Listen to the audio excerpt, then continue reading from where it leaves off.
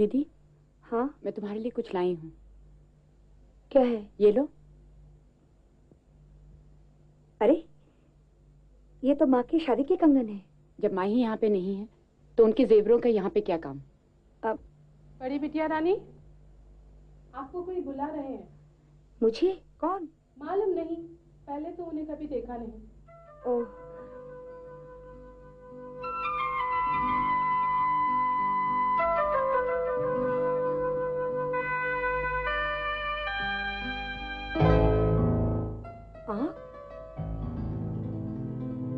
यहाँ?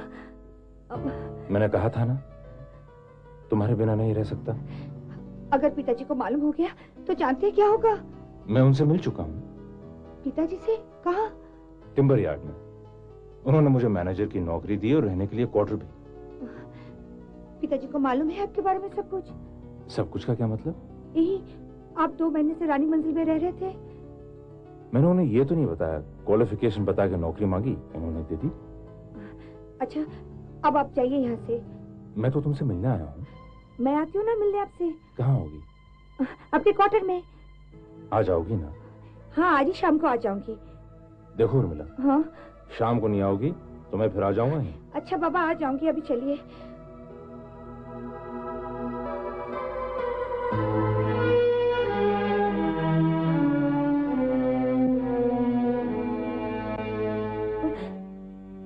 तुम क्या चाहती हो? वो आदमी अपनी जान से मारा जाए? मतलब? अच्छा, तो आपको मतलब भी समझाना पड़ेगा। मतलब ये कि तुम उससे मिलना जुलना बिल्कुल बंद कर दो। इसमें तुम्हारी भलाई है और उसकी भी। और अगर मिलना जुलना बंद ना करूं तो जिस दिन पिताजी को पता चल गया उस दिन कयामत आ जाएगी। और उसकी इतनी हिम्मत कि मुंह उठा के तुमसे हवेली में मिलने चला आया, और तुम भी जानबूझ के सरनाश की ओर जा रही हो। तुम दोनों के दिल में किसी बात का डर नहीं? बहुत प्रेम हो गया है तुम दोनों में। प्रमिला, आप जानती हैं, आपकी प्रेम का खेल राठौर परिवार के मैदान में खत्म होने वाला है। पिताजी आपकी शादी के लिए राठौर परिवार से मिलने गए हैं। जी हाँ।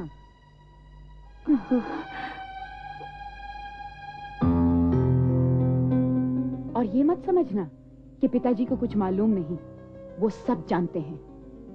तुम तो उनकी बेटी हो, तुम्हें तो शायद वो माफ भी कर दें, लेकिन उसे कभी माफ नहीं करेंगे।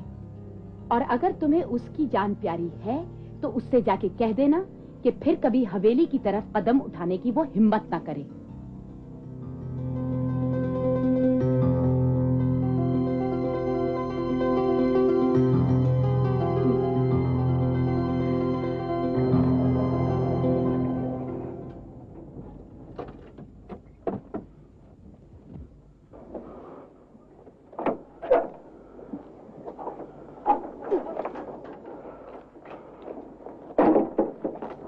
तुम गाड़ी घुमा लो, मैं अब भी आती हूँ।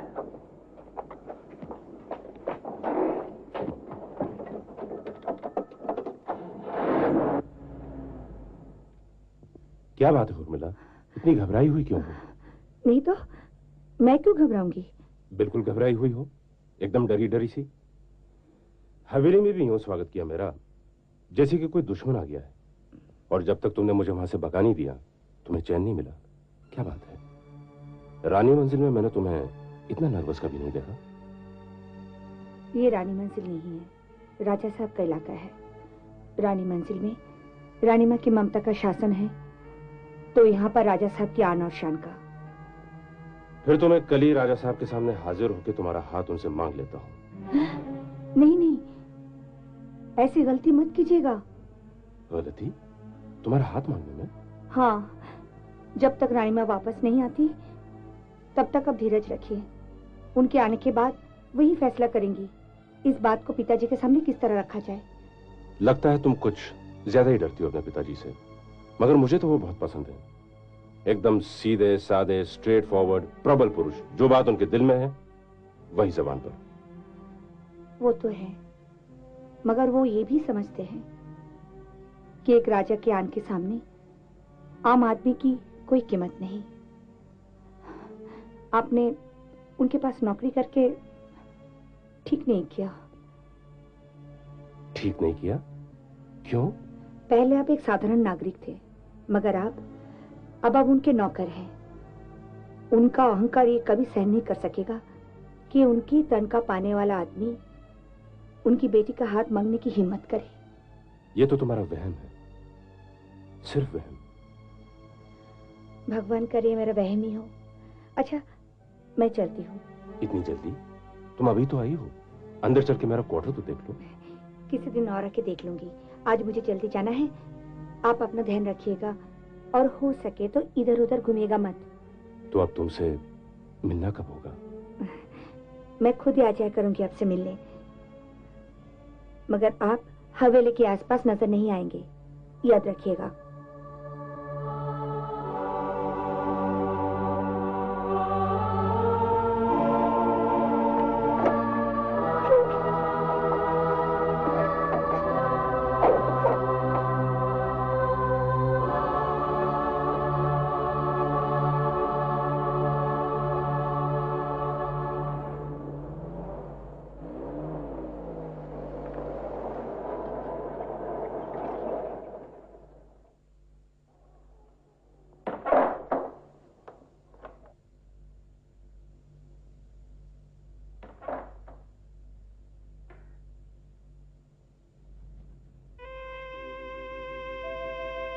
तुम यहाँ इतनी रात गए?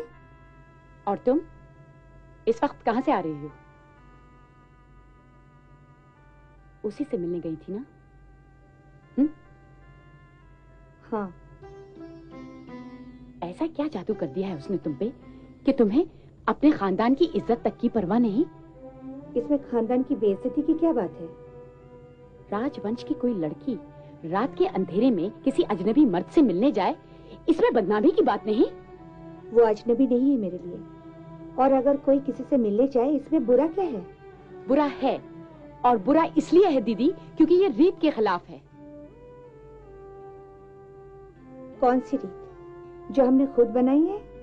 हमने नहीं, हमारे पुरखों ने। पुरखों ने तो सती की भी रीत बनाई थी। आज हम उस रीत को क्यों नहीं मानते? रीतों और रिवाजों की कीमत वक्त के साथ साथ बदलती रहती है प्रमिला। तुम गलत बहस कर रही हो दीदी।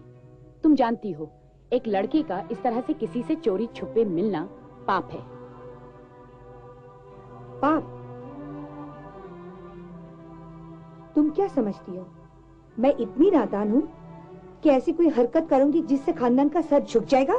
किसी बाहर के आदमी का हाथ पकड़ोगी तो खानदान का सर जरूर झुकेगा। देखो दीदी, मुझे अपनी दुश्मन मत समझो।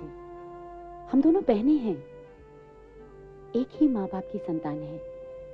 इस हवेली में दोनों साथ साथ पड़ी हुई हैं। मैं तुम्हें खुश देखना चाहती हूँ, लेकिन पिताजी की इज्जत पे अगर तुम अपनी खुशियों का महल बनाना चाहोगी तो मैं हरगिज तुम्हें नहीं बनाने दूंगी। दीदी, वो पहले से ही बहुत दुखी हैं। माँ छोड़ के चली गई, कभी लौट के भी नहीं आई उनसे मिलने। पिताजी ने 15 साल अकेले बिताए। हम दोनों को पालने के लिए उन्होंने अपनी जिंदगी की हर खुशी से मुंह मोड़ लिया। दीदी, तुमने उन्हें पहले से बहुत दुख दिए हैं। मैं तुम्हारे हाथ जोड़ती हूँ, उनके दुखों की ढेर को और मत बढ़ाओ। तुम अपने आप को राजा की बेटी ही नहीं समझती? हवेली के सजे सजाए कमरे छोड़ के इस मामूली से कमरे में रहना, माँ की तरह हर वक्त प्रजा की ही तरफदारी करना, इन बातों से वो अंदर ही अंदर घुटे जा रहे हैं। दीदी, आज से कोशिश करो कि वो खुश रहें।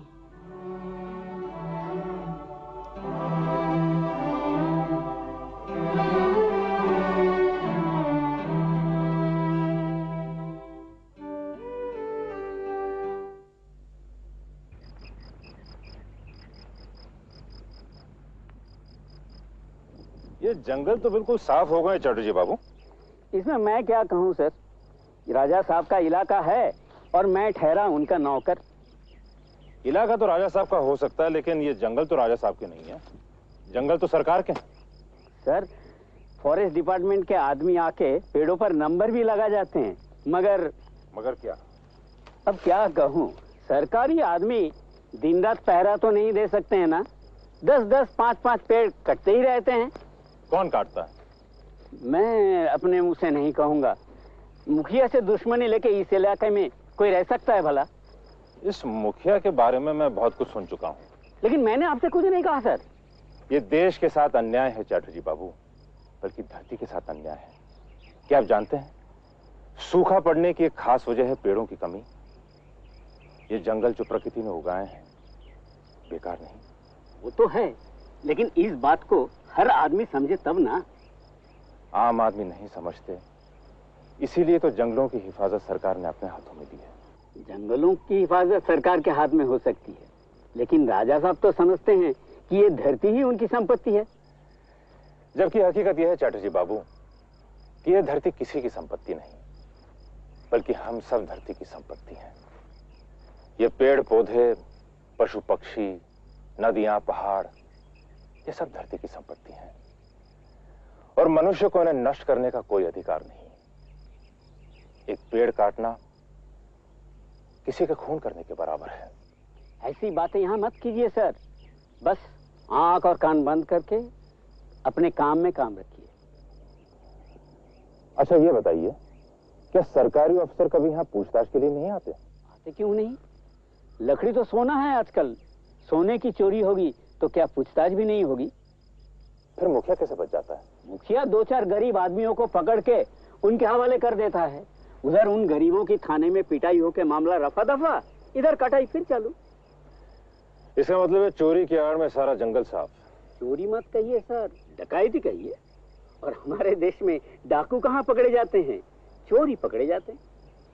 लेकिन अब मैं इन खूनियों को पकड़वा के ही रहूंगा। सुधीर बाबू, एक खून करने वाला खूनी कहलाता है, लेकिन जो हजारों लाशें गिरा दे, बॉम्ब फेंक के सैकड़ों को मार डाले, वो हीरो कहलाते हैं।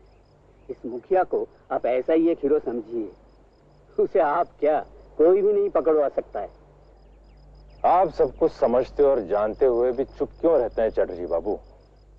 सर, मैं अपना घर बार, बाल बच्चों को छोड़ के यहाँ नौकरी करने आया हूँ सबका पेट पालने के लिए।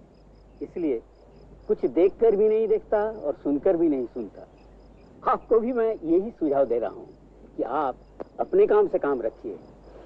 और ये समझ लीजिए, मैंने आपसे कुछ नहीं कहा और ना ही किसी का नाम लिया आपके सामने। ये शोर कैसा है? ये तो वही, मुझे नहीं मालूम सर। मैंने आपसे कुछ नहीं कहा। मैंने आपसे कुछ नहीं कहा सर। क्षमा कर दीजिए मालिक, आइंदा ऐसा नहीं करूंगा। चोरी, हमारे इलाके में चोरी, खून पी जाएंगे तेरा। नहीं मालिक, मैं मर जाऊंगा, मुझे क्षमा कर दीजिए। क्षमा कर दे चोर। ये क्या हो रहा मुखिया? ए शहरी बाबू, हमारे मामले में दखल मत दो। क्यों मार रहे हो इस गरीब को? चोर है ये, चोरी की है इसने। मालिक, ये 4 सूखी लकड़ियां उठाई हैं चूल्हा जलाने के लिए। तेरे बाप का माल है क्या? खबरदार मुखिया, हाथ नहीं उठाना। इस देश में कायदा कानून नहीं है क्या? हमारे इलाके में हमारा कानून ही कानून है। कान खोल के सुन लो, राजा साहब ने तुम्हें चिराई मशीन का मैनेजर रखा है, अपने कारोबार का नहीं। तुम भी कान खोल के सुन लो, आज से किसी गरीब आदमी पे हाथ उठाया तो मुझसे बुरा कोई नहीं होगा। शहरी बाबू, लगे इस इलाके में तुम्हारी उम्र ज्यादा लंबी नहीं है। किसकी उम्र लंबी है और किसकी कम, ये तो वक्त ही बताएगा। मैं अभी देख के आ रहा हूं कि कारोबार के नाम पे जंगल के कितने पेड़ों की चोरी हो रही है। अच्छा, तो क्या कर लोगे? अगर मैं पुलिस में रिपोर्ट कर दूं तो तुम जेल की चक्की पीसोगे। ये जंगल सरकार की प्रॉपर्टी, इसे तुम उजाड़ नहीं सकते। क्या हुआ? ये शोर शराबा क्यों हो रहा है? सरकार, देखिए सरकार, मजदूरों के सामने हमारी इज्जत उतार रहे हैं आपके मैनेजर साहब, धमकी दे रहे हैं। धमकी? कैसी धमकी? कुछ नहीं सर, ये जंगल से पेड़ कटवाकर चोरी से लकड़ी बेचने का काम करते हैं। ये जो भी करता है हमारी भलाई के लिए करता है। फिर तो आपकी इज्जत पर भी इनके बेईमानी से आंच आ सकती है सर। तुम हमारी चिंता मत करो, हमारी चिंता करना मुखिया का काम है, इसीलिए हमारी तरफ से इसे 7 खून माफ है। वीरो, 1 घंटे बाद हवेली पर आ जाना, कुछ जरूरी बात करनी है। क्यों सहरी बाबू, आप बोलो क्या कर लोगे ऐसे आदमी का जिसे राजा साहब की तरफ से 7 खून की छूट हो? तुम्हें राजा साहब की तरफ से 7 खून की छूट हो सकती है मुखिया, लेकिन मैं तुम्हें आधा खून भी माफ नहीं करूंगा। तुमने सुना नहीं राजा साहब ने क्या कहा? हम जो भी करते हैं उन्हीं के लिए करते हैं। किसी के भी लिए कानून तोड़कर तुम्हें सजा से छुटकारा नहीं मिलेगा मुखिया। तुम राजा साहब के खिलाफ जाओगे? जिनका नमक खाते उनके साथ नमक हरामी करोगे? मुखिया, नमक इस देश में पैदा होता है और मैं वही नमक खाता हूं। अगर चुप रहूंगा तो देश के साथ नमक हरामी होगी, समझे?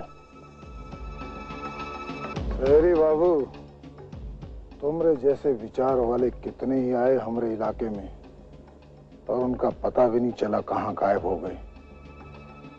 हमें लगता है तुम्हारा अंत भी वैसा ही होके रहेगा। क्या कह रहे तू? हाँ सरकार, सबके सामने कानून की बात करता है, पुलिस का नाम लेता है, कहता है जंगल देश के हैं। निकाल दे नौकरी से उसे और हाथ पांव बांध के लखनपुर की सीमा के बाहर भिजवा दे। नहीं मालिक, ये समस्या का हल नहीं है।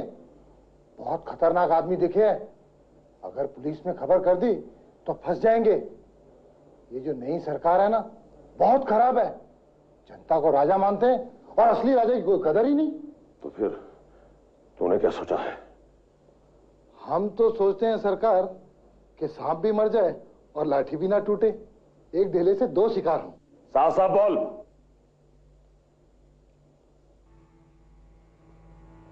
सरकार, यही शहरी हमारी बड़ी बिटिया को अपने जाल में फंसाने की कोशिश कर रहा है और जंगल का चौकीदार बन रहा है।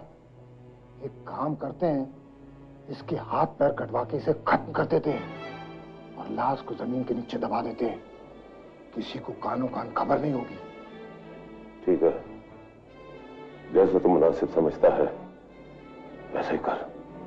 बस सरकार, आपने आज्ञा दे दी है, अब आप बेफिक्र हो जाइए।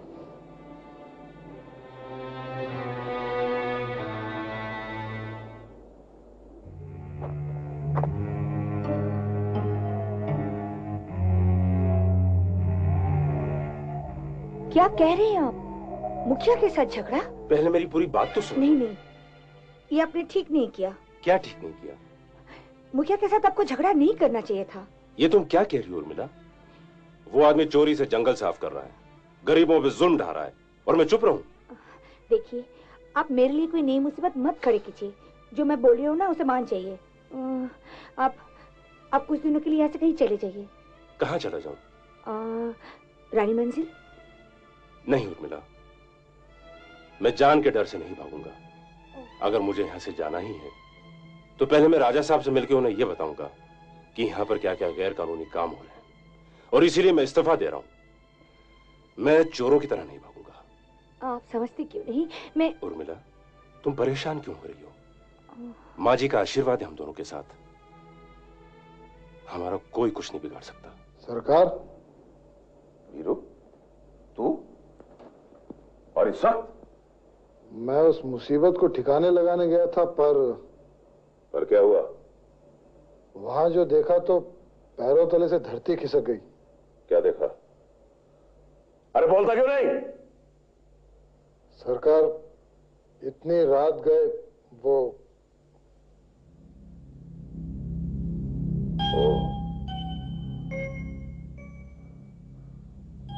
उर्मिला थी वहां? जी सरकार। अच्छा किया जो तू चुपचाप लौट आया। ये हमारे इलाके का मामला नहीं जिसे तू निपटा सके। ये हमारी इज्जत का सवाल है, इससे हम खुद निपटेंगे। बंदूक ले आए सरकार? नहीं, उर्मिला की शादी हो जाने दे, उसके बाद। तो आप शादी में देर क्यों कर रहे हैं? जल्दी से कर डालिए ना, बड़ी बिटिया के हाथ पीले। बेवकूफ, लड़का अमेरिका से वापस आएगा तब ना। वो 1 महीने बाद आ रहा है। हम कल ही राठौर परिवार से तारीख पक्की कर देंगे। हाँ सरकार, शादी की तारीख पक्की कर ही डालिए। और सुन, हम कल सुबह ही निकल जाएंगे, लेकिन जब तक हम ना लौटे उर्मिला पे नजर रखना। समझ गया सरकार। बीरू,